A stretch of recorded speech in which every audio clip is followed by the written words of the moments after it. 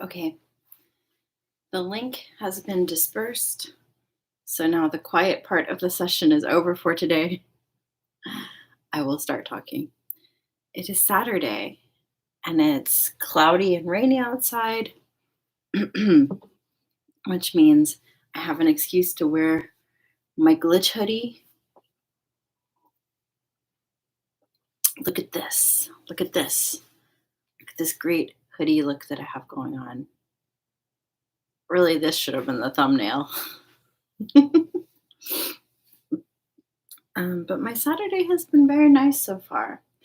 Done some reading, video watching. I listened to Matt read Called on the Hawk. Ate some food. Hey, Huli. Yes, it is I. I am baby. It's me, baby. The thing. I ate some food. I broke down and ordered Domino's, but I didn't feel like pizza, so I got pasta, salad, and some breadsticks. And it was very yummy. I mean, I didn't eat it all because it was like a lot of food, but I ate some of it. And I have leftovers for later. Anyway, how are you, Huli? How are you doing today? I know Saturdays are your very busy days. I'm guessing that you've been busy so far today with clients and people, clients and other things.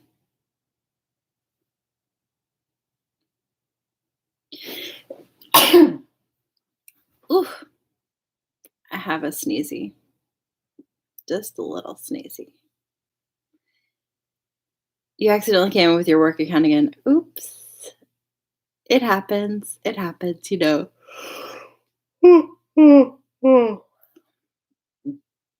Mm-hmm. I guess your computer mains your work account or something.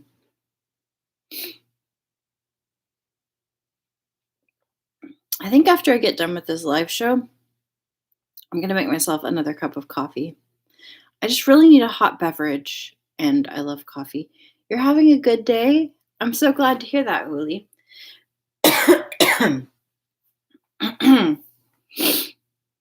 Even with much work, I need a hug. You're so right that I need a hug. You can't tell. I've got like congestion and stuff, which I'm sure is just my usual allergies because I get this so regularly, but it's not fun. Yes, let hug. Well, Huli, I just like to talk at the beginning because I know this is being recorded. And so, like, when you play the video back, if I'm not talking at the beginning, it's just like me sitting here staring at the camera in silence for like 3 minutes while I'm waiting for everyone to show up. So it's just me talking to myself pretty much.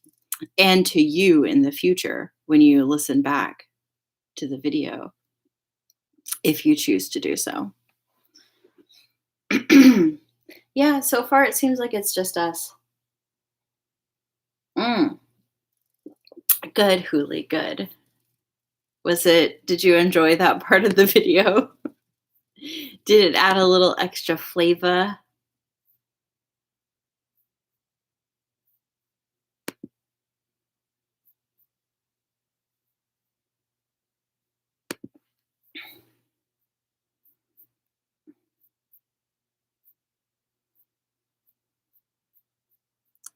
Sorry. I'm checking Twitter to see if anyone has like messaged me to tell me that they can't come or something, which they haven't so far. But then, like when I checked Twitter, I saw a tweet from someone that I need to reply to.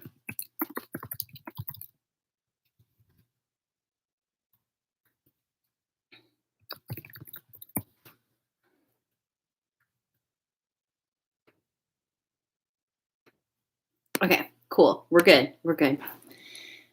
Secret message for Hole. Yes. Yes. Ooh, tarta. Um, what is tarta? Because I feel like that's one of those words that like different countries use it to refer to different things. Um, so please tell me exactly what it is that you're eating.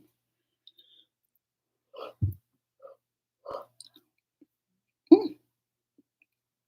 Um, Tarta is like, es como,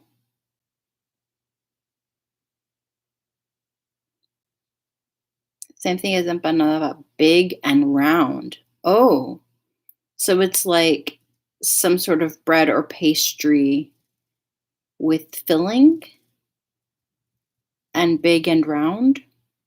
What sort of filling does it have? What is what is inside when you go through the tunnel of tarta? What is inside of it?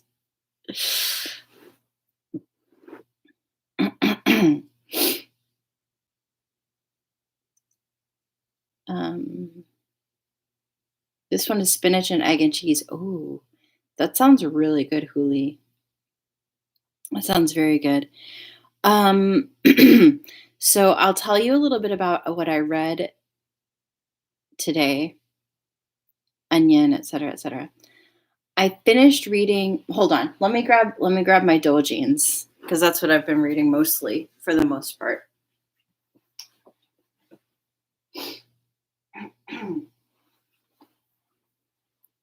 You saw I sent you the picture of all the Dolgenes like you asked me for, so I hope you saw it earlier. Maybe you didn't because I know you had to leave for work. But I finished reading. This one. Um, the outside is layered hojaldral. I don't know what hojaldral is, but sounds good. Yeah, I finished reading this one because this one is the one that is a manga. So, there's not as much to read as with the other ones. You wanted to know about this one? Um, well, I won't tell you the full plot because it does have some spoilers for for the real novel. But this one did involve mine time traveling back to when Ferdinand was at the Royal Academy. Hey, Ebony. Oh, you saw the picture right before you came in. Nice. And yeah, it was mostly just like mine knowing what Ferdinand's future is, going back and seeing Ferdinand at the Royal Academy. She also gets to meet Eustace and Eckhart when they were a little bit younger. Um, and then she goes back into the future and Ferdinand in the future remembers their interactions in the past. Yes, it is, to some degree at least, it is canon compliant. Intimate talk. No, don't leave, Ebony. You can be intimate with us as well. Someone else is here? Oh no, a sneaky someone. So I finished this one. Oh, actually, it does have two little extra like comics at the end that I haven't read yet, but I mostly finished this one. I've read some of this one, some of this one, the little one, some of this saucy one, and then I've flipped through these two, but I haven't read any of them yet.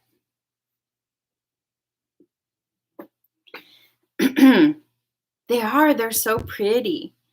Oh, and I checked, and the other order that I got that has 3 more in it just left Cincinnati today. So I'm guessing it'll arrive in Tampa sometime today and then go out for delivery on Monday. Though I don't know if DHL delivers on Sundays or on holidays. I think Monday is gonna be a holiday, so here, I'll check again and see if there's any update on it right now.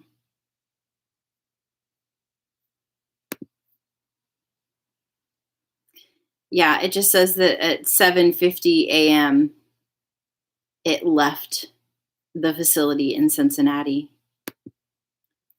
So that's exciting. I have many to read in the meantime. That's very true, Huli. I do. I read one one smutty fic on Pixiv. Nobody judged me. It was a smut between Ferdinand and Sylvester. It is Ebony. Somehow it's already going to be the 4th of July. The 4th of Huli. Huli, does that OMG mean OMG send me the link? Is that what you're asking for? You did, Huli. Well, clearly, Huli, you're not the only one who's ever had that thought. So I read the fic. Okay, I'll send you the link. Well, you could try doing the Google Translate thing.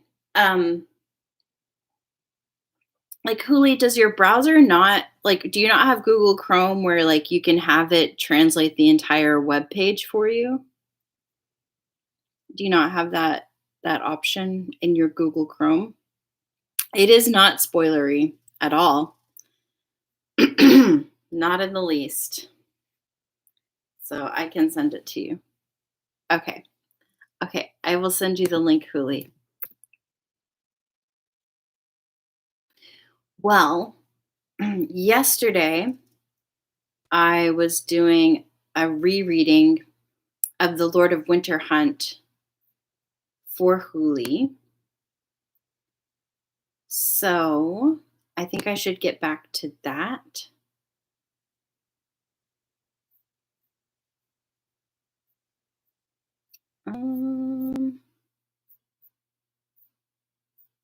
Novels. There we go. I'm just finding that link for Huli so that I don't forget to send it later. Cool. Great. Excellent. But yes, we started rereading Lord of Winter Hunt for Huli, and we got a little bit of the lead up to it. Sorry, guys. I don't know why I'm so congested today. Translation has to be horrible. Yeah. Sorry. Gambare. Including conversations being recorded.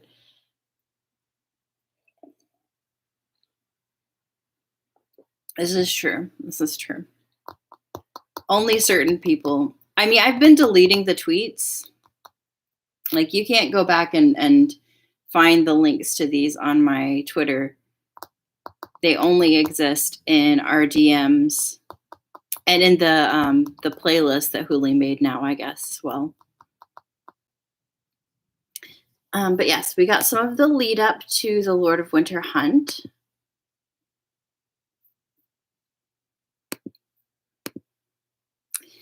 And that involved the part where mine accidentally sent the letter to Georgina and then was like, I should probably check with Ferdinand if that's okay.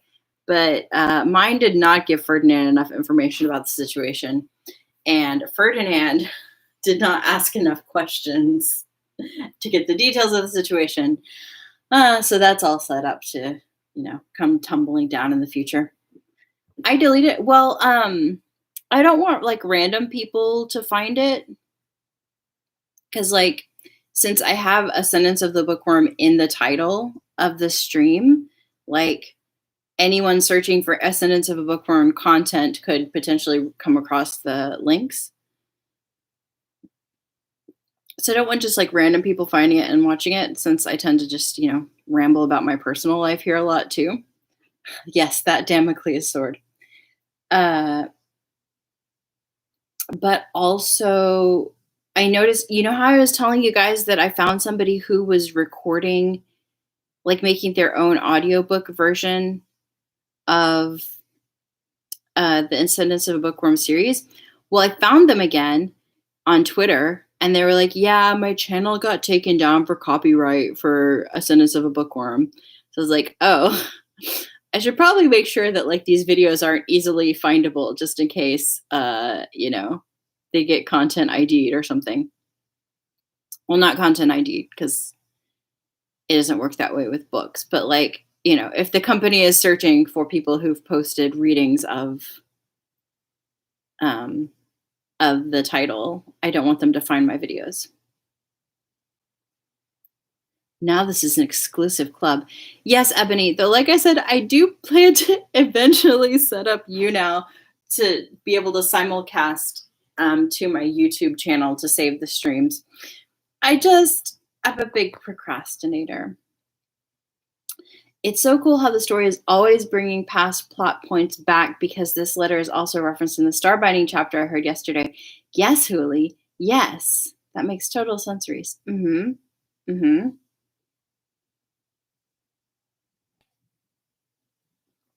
Like, it's just good plotting.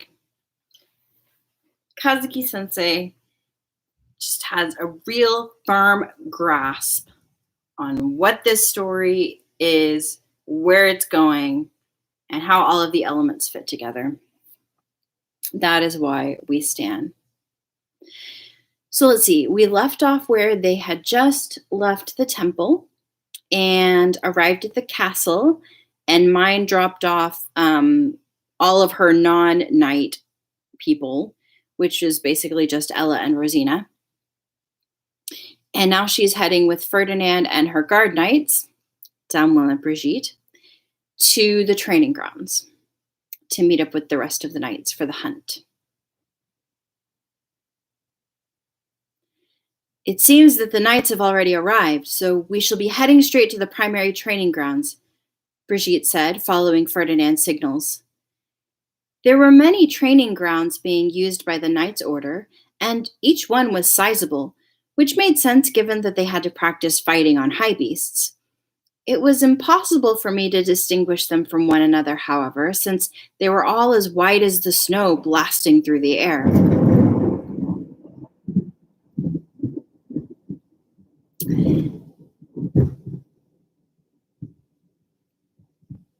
Are you done up there?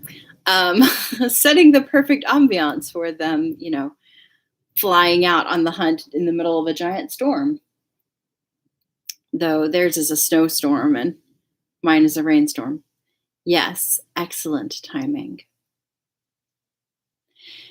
Ferdinand descended upon one of the training grounds. Domwell was waiting by the door on his high beast like a landmark, so we went inside first. I have arrived, Ferdinand announced, at which point everyone inside knelt. I stepped out of Lessie and stood next to Ferdinand. The claim that the Lord of Winter was dangerous enough to require practically all of the knights in the duchy, except the bare minimum left behind for guard duty, had apparently been no exaggeration. The training grounds were already packed with row upon row of knights.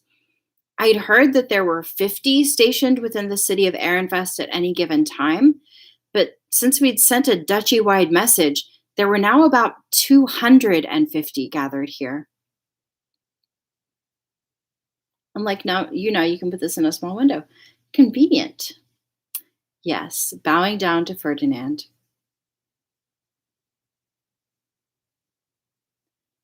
Yes, 250 nights.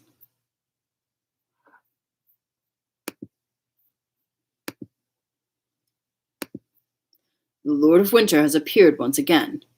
Archknights, focus all of your energy on severing its limbs. Medknights, eradicated servants. Ley Knights, take formation around Rosamine's high beast and dispose of any stragglers. Yes, sir! Brigitte, ride with Rosamine. Once she's in position, join with the Med Knights. Domwell, operate with the Ley Knights. Yes, sir, Domwell replied, immediately racing to join the lined-up knights. Ferdinand, watching him go out of the corner of his eye, looked down at me. Rosamine, stand by on your high beast until I come to summon you. Under no circumstances are you to move from your position. Understood. Ferdinand, may I pray for their success in battle? I asked. There wasn't a whole lot that I could do to help. Plus, it would be easier for me to pray here while it was calm than on a chaotic battlefield. Ferdinand looked at the knights with a frown, then gave a slow nod. I would rather you preserve as much of your mana as possible, but since we are going to be taking the Faystone for ourselves this year and depriving them of resources, I suppose it would only be fair. After confirming that I had permission, I poured mana into my ring and prayed that the knights would succeed in defeating the massive Fey Beast, a creature so strong that the entire Knights Order had to join together to fight it.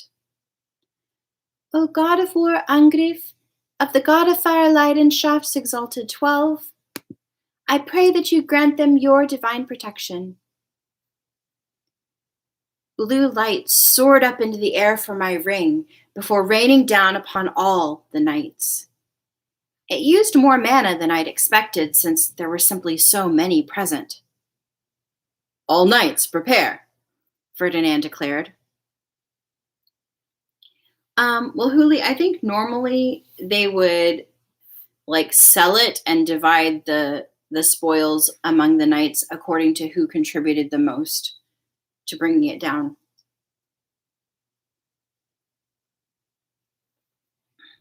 Also, keep in mind, mine just gave a blessing to 250 knights.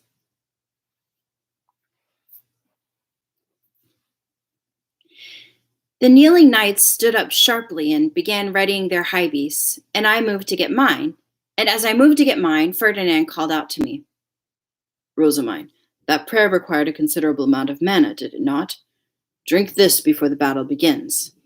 Furthermore, keep your high beast small to preserve your mana. I shrunk Lessie down so that he was just big enough for Brigitte and myself, climbed inside, and then looked at the potion that Ferdinand had given me. Mana was absolutely essential for hunting Fey beasts, and so he'd given me the awful tasting one that had sacrificed taste for maximum effectiveness. I gulped the potion down, holding back tears all the while. In an instant, my exhaustion faded and my mana recovered. The taste was unbearably bitter, but preparing my body for the hunt was much more important. Yes, unfortunately, the nasty potions are back.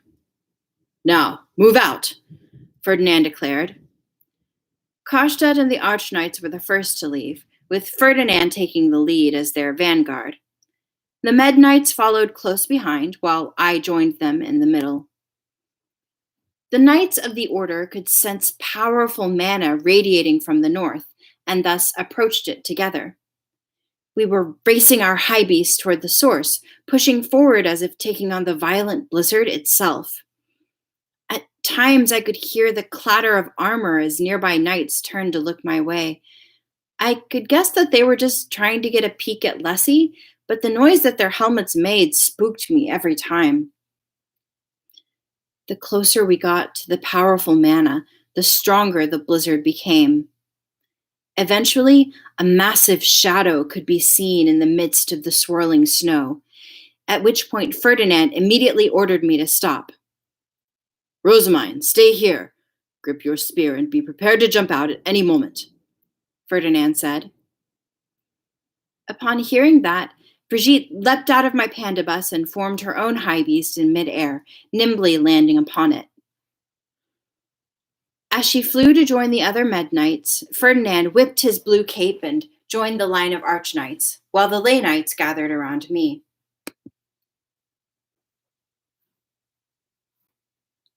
And that is the end of that chapter.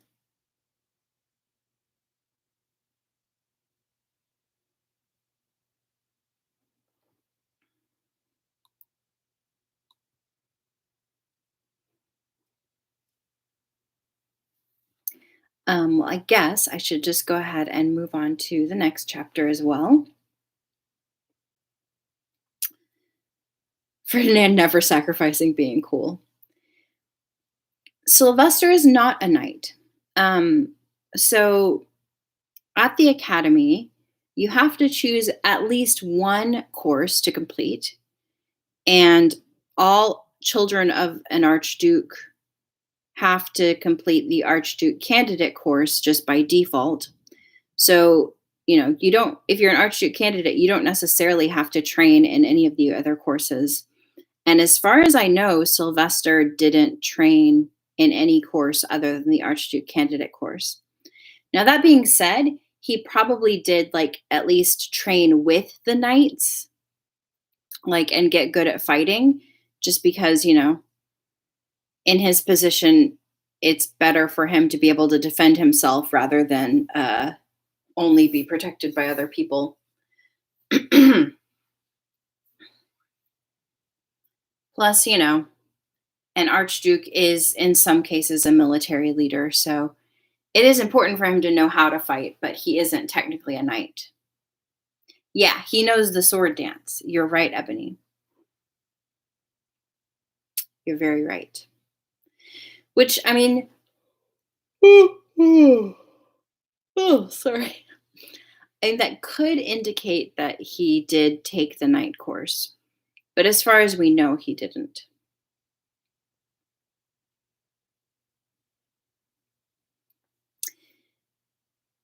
As I said before, I really need a cup of coffee. This chapter is titled Fighting the Schnestam.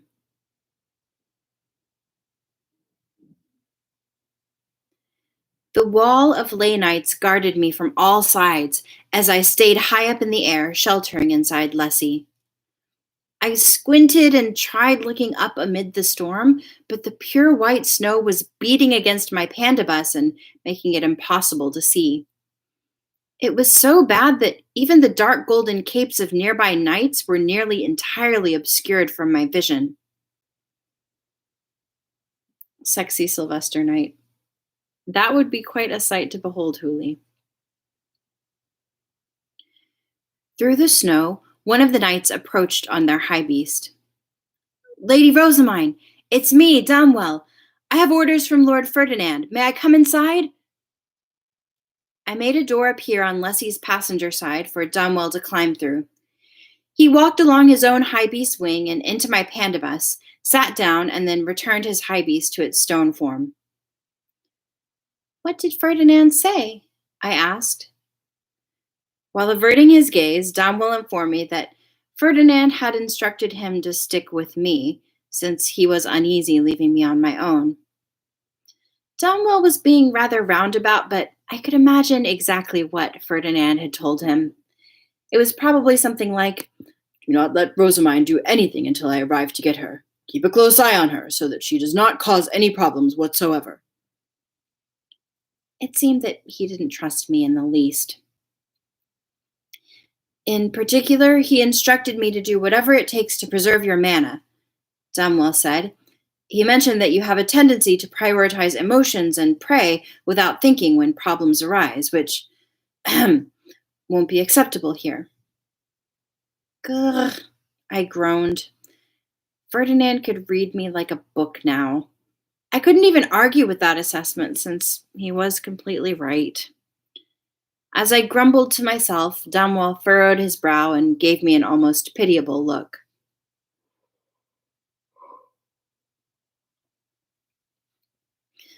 I've finally been promoted back up to knighthood, so please refrain from doing anything that would get me punished, he pleaded, tears forming in his eyes. Donwell had worked hard for the past year as an apprentice, so I had no choice but to nod back at him. But even then, I couldn't make any hard promises. So, this is your high beast then? Appearances aside, the interior is really quite something, Damwell said, letting out surprised and impressed noises as he felt around the panda bus from the passenger seat. I know, poor Damwell. We love Damwell.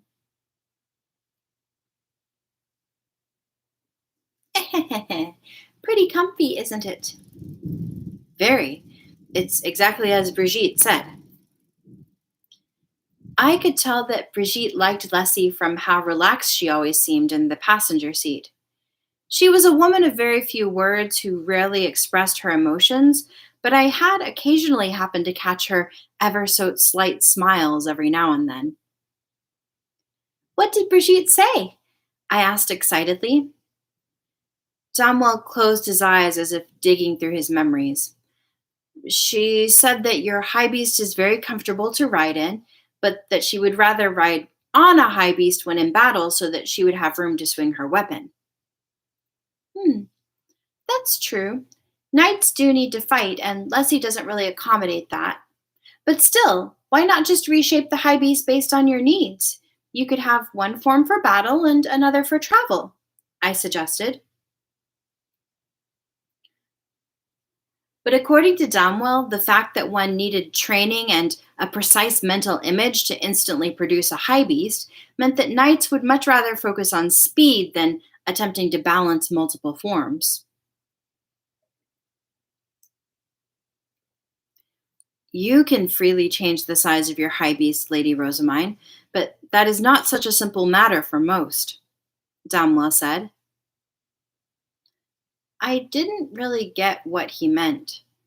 Whenever I summoned Lessie, I was always just imagining an automobile. It was more or less the same image no matter the size, so shrinking him into a single seater or making him as large as a minibus didn't cause me any problems. Oh, it's begun, Dunwell said. Take a look. Lord Ferdinand and the commander are in battle. I followed his pointing finger to see two bright lights, one on either side of the blizzard's center. But no matter how hard I squinted, I couldn't see either Ferdinand or Karstedt. All I could see were two lights of equal sizes. It's hard to tell from this far away, but that's the same attack that Lord Ferdinand used to defeat the Goltza back during the Night of Schutzeria, Damwell explained. Wait, that the attack that killed the Goltza in a single hit? I asked. Still yourself, Lady Rosamine. A powerful shockwave is coming this way, Damwell yelled sharply as the two lights raced in unison toward the whirlwind at the center of the blizzard. Light also trailed behind them as they arced through the air before simultaneously slamming into the whirlwind, resulting in a roaring boom so loud that I instinctively covered my ears. The whirlwind faltered for a moment, during which I could see the two knights with their great swords swung downward. Since Ferdinand's attack had managed to kill the Goltza in a single blow, in that moment I foolishly convinced myself that it was probably already over. But an instant later, the knights closest to the vortex were knocked away one by one. A wave-like disturbance was rushing outward from the center, made visible only by those who were being thrown back. Here it comes, I thought, and just as I braced myself, the shockwave hit us. I gripped Leslie's steering wheel as tightly as I could, pouring more mana into him to keep us in place. The knights around us faltered slightly, but I could see them managing to hold on to their own high beasts as well.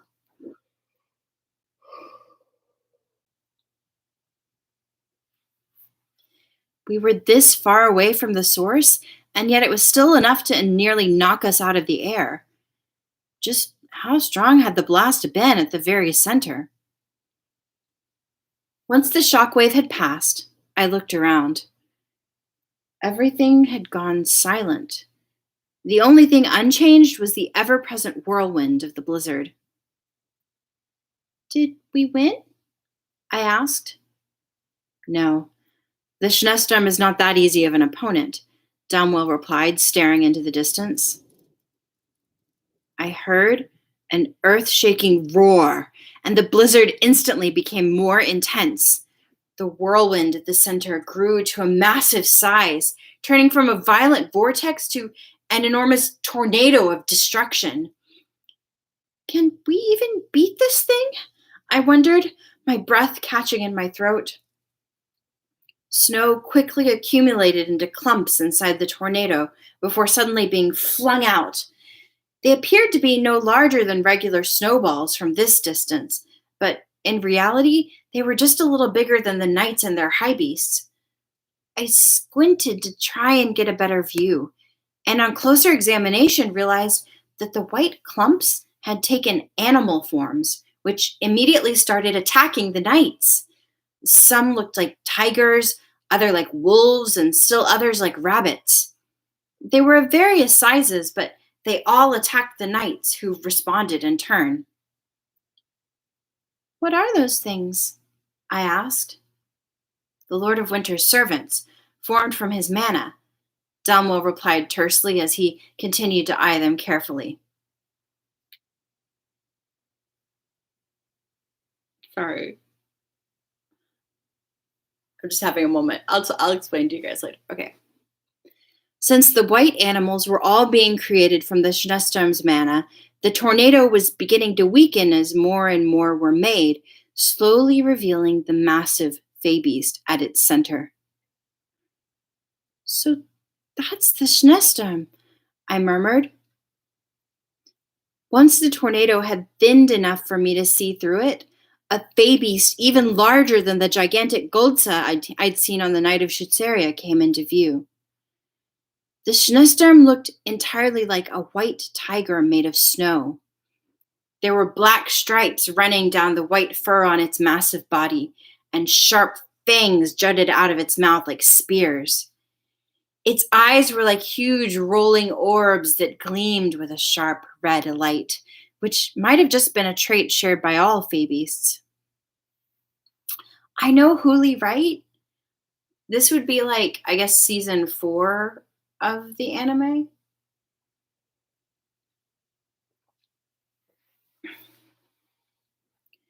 From this distance, it looked like a mountain, with Ferdinand and Karstedt on their high beasts being the equivalent of mosquitoes flying around a cat.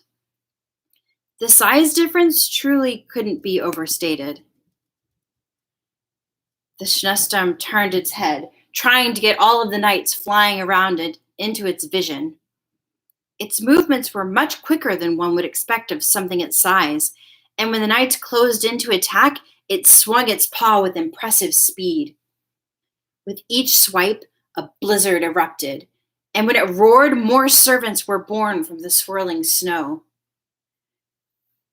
Can we actually win this? I asked. As far as I could see, Ferdinand and Kostad's combination attack hadn't even made a scratch on the Schneesturm. And if that really was the case, then what hope did we have of winning? It seemed to me that nothing we could do would be enough. I looked at Domwell with unease and saw that he was looking at the Schneesturm with a severe expression as well. I believe it will be a lengthy battle of attrition, he said intensely. And his assessment proved to be right. The Schneesturm's roars caused even more blizzards to form, creating all sorts of white Fey beasts from the snow. They must not have been very strong, judging by how easily the knights were taking them down, but when destroyed, the Fey beasts returned to the Schneesturm in the form of snow. There are more coming, Domwell observed. Fewer Fey beast servants meant a stronger blizzard surrounding the Schneesturm, but before the blizzard could completely obscure it, the beast would let out another earth-shaking roar that echoed all around it. This roar made more servants appear from the blizzard, immediately lunging at the Med Knights before promptly being defeated. But it was a never ending battle. And while we had at first appeared to have the advantage, as the fight went on, our lead seemed less and less certain. Eventually, it started to look as though the knights were barely winning at all. So they're struggling this much, even with your blessing, Damwell murmured. I'd given the knights the divine protection of Angrif, the god of war, on the night of Shitsaria as well, which had completely turned the tide of the battle. And yet, here they were struggling even with it. Grr, this is bad, Damwell exclaimed, gritting his teeth and clenching his gauntleted fists. He looked almost desperate to run into battle to help. There were now too many Fabi's servants for the Med Knights to handle, forcing the Ley Knights to desperately finish off the ones that were slipping through and heading toward us. I could understand how Damwell felt. As a knight, he believed that it was his duty to join the fight. But he had been ordered to protect me. I wanted to say that he could go off and join his fellow knights, but that would be seen as him abandoning his duty. If only there was something I could do, I murmured in thought, my brow deeply furrowed. You've already blessed us with Angrif's protection, and Ferdinand has strictly ordered you to preserve your mana. Don't forget that, Damwell said, warning me not to use any more mana than was necessary as he watched his comrades struggle. I hadn't forgotten Ferdinand's order, but it pained me to just watch them without doing anything myself.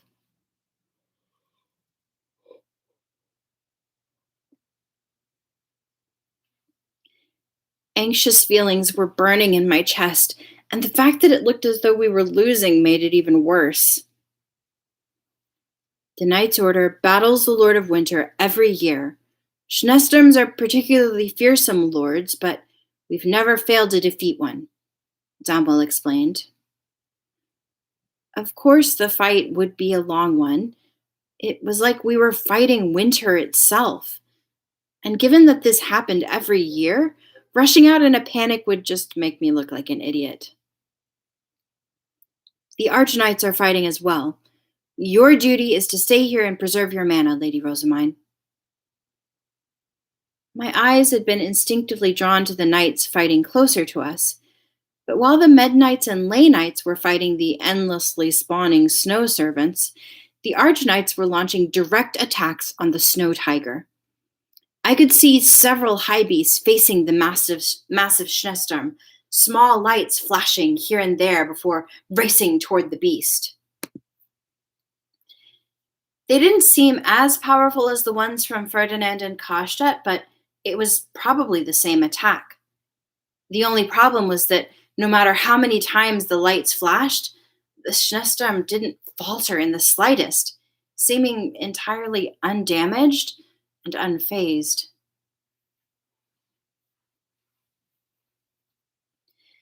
The stalemate continued for some time. More and more servants were defeated, only to be reborn. The knights desperately continued to slay them, but the battle only got harder, and I kept thinking that we were going to be overwhelmed. But that never happened. One by one, the knights downed the potions that they'd prepared ahead of time, restoring their stamina and allowing them to continue the fight. Damwell had been right. It was a long war of attrition, and one that the knights were all very well prepared for. I sighed. I kind of wish they would drink the potions before the battle took such a toll on them. Since they don't know how long the fight is going to last, they're trying to preserve as many potions as they can, Damwell explained. Personally, I had no idea how much time had actually passed. The endless cycle of servants being killed and reborn continued, but the blizzard surrounding the Schnestorm now seemed less intense, and fewer servants were being created at once. The snowstorm seems to be somewhat weakened, Domwell observed. And a second later, two bright lights began to shine to the left and right of the snow tiger, lights that were just as bright as the initial attack. Hello, Laz. Welcome. Hi. I'm just continuing on from the reading from yesterday. So we're reading about the Lord of Winter fight. Dissociating in a Tesco's and lost track of time. Well, Laz, that doesn't sound like a very fun experience. I can definitely see how you would lose track of time. Yeah, are you okay?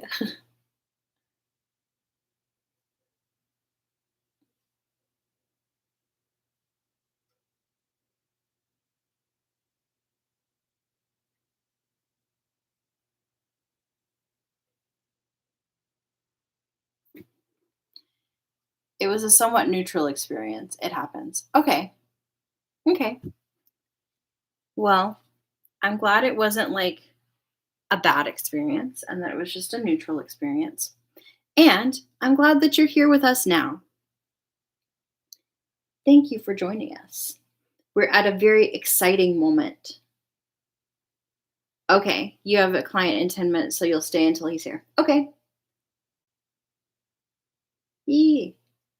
Yes, these are also from Liv. Domwell's eyes glistened with hope, and he leaned forward slightly as he watched the Schnestem. It's Lord Ferdinand and the commander. I gripped the steering wheel of my pandabus and leaned forward as well, squinting to see what might be the final moments of the battle. The two lights launched forward, both aimed toward the Schnestorm's right foreleg. They intersected in the air before exploding on impact, though the shockwave didn't seem to reach us, perhaps due to the attacks having first pierced into the snow tiger's body.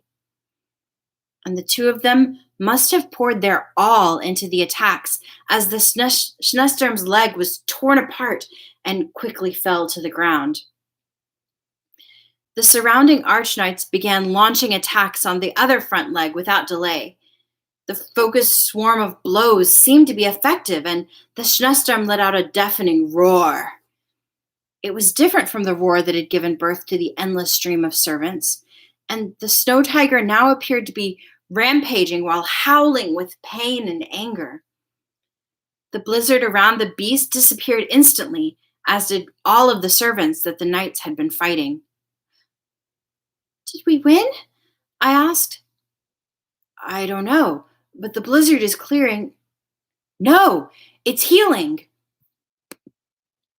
I thought we'd finally won, but that was a mistake. The Schnestorm was simply using the power it had used to summon blizzards to heal its injuries instead.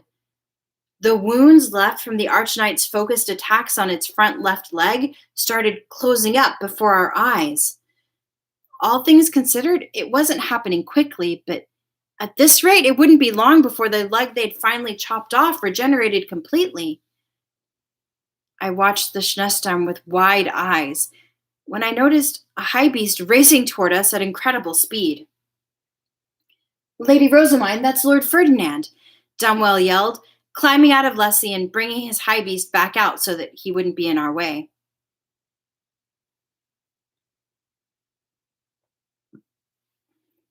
I immediately gripped onto Leidenschaft's spear as tightly as I could, watching Ferdinand approach. I'm now 6 eyes.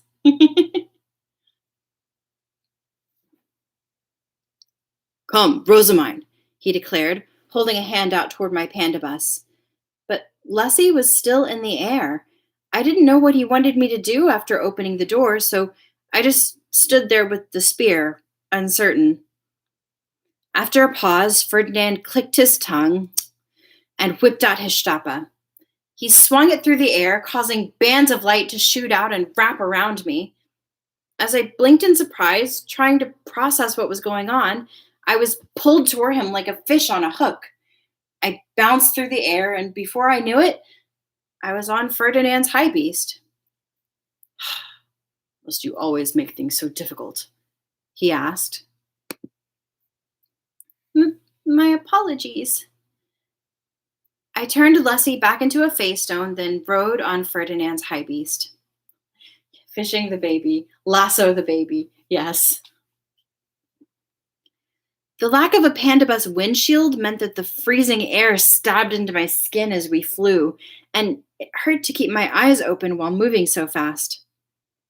Our chance at victory is now, while the Schnestrom is focused on healing itself, Ferdinand explained. Do not allow this opportunity to escape. Right. Grip the sphere firmly with both hands and pour as much mana into it as you can, Ferdinand instructed, wrapping his left arm around me to make sure I didn't fall. And so, I did as Ferdinand said. The phase stones on it were all lit up, which I'd assumed meant it was full of mana, but nothing stopped me from pouring even more into it. The clear sky clouded over and snow began to fall again. The Schnestrom's front leg had completely recovered, and it was once again using it to swipe through the air. Its right leg seemed to be about halfway regenerated. Not yet, Ferdinand said, his head above mine. I kept pouring mana into the spear as we approached the Schnestrom. Ferdinand pulled his high beast back to face the sky so that we began climbing upward. That is not enough, he later repeated, but I was trying as hard as I could. Eventually, it began to spark with mana, its spearhead glowing bright blue. It must have finally become truly full. Hold it with your right hand such that you can throw it at any time, Ferdinand said. I gave a nod and readied the spear as instructed. Ferdinand then told me to tighten my grip, holding my wrist with his right hand while taking care not to touch the spear directly. His left arm was still around my stomach, serving as a safety bar while he kept the reins of his high beast steady. Now, Ferdinand declared, plunging his high beast downward. Our descent was rapid and only getting faster, so much so that it was honestly scarier than a free fall. All I could hear was the wind beating against his cape. The wind struck my cheeks like tiny bolts of electricity, and my stomach churned, hitting me with a wave of nausea and making tears form in my eyes. I screamed silently, the both of us plummeting right toward the Schnestrom. Throw it! Ferdinand roared, using his right hand to guide my own through a throwing motion. All I needed to do was let go of the shining blue spear at the right time. It left my hand like a shooting star made of pure light, racing directly down toward the high beast. And now we've got some artwork.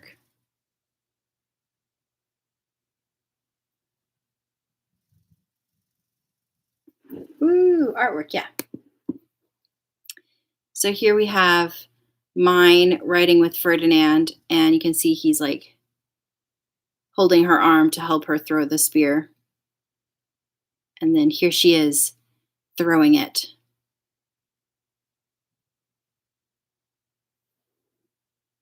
Yes, art.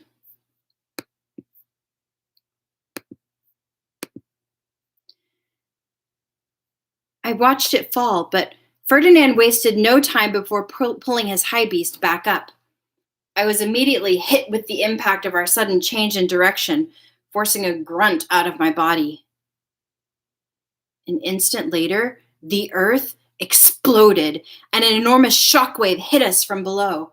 But thanks to Ferdinand having turned his high beast around, we rode the shockwave high into the sky before eventually coming to a stop. I was clinging to Ferdinand's left arm as tightly as I could, while he, on the other hand, just casually leaned to the side and looked down. Mission complete. It is now time to retrieve the Fey Stone, Ferdinand said dryly, like he was giving a simple instruction, before lowering his high beast to where the Schnestrom had been. Get a hold of yourself, Rosamine. You must be the one to collect the Fey Stone. If you intend to pass out or collapse, do so later on, not now.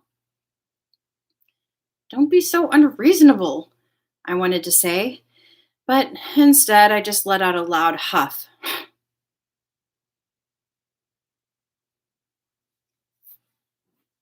Um, let's leave it there for now because I think Huli is about to have to go and it's 3 p.m. So we'll have anime time in an hour and I will read you more tomorrow. Don't think she ever intends to pass out. That's a very good point, Laws. Oh, he's here. Perfect timing. All right, Huli. Um, happy work. Thank you guys for coming. Love y'all. And I will see you guys tomorrow. Yeah. Take care. Bye bye. Love you. Mwah, mwah, mwah.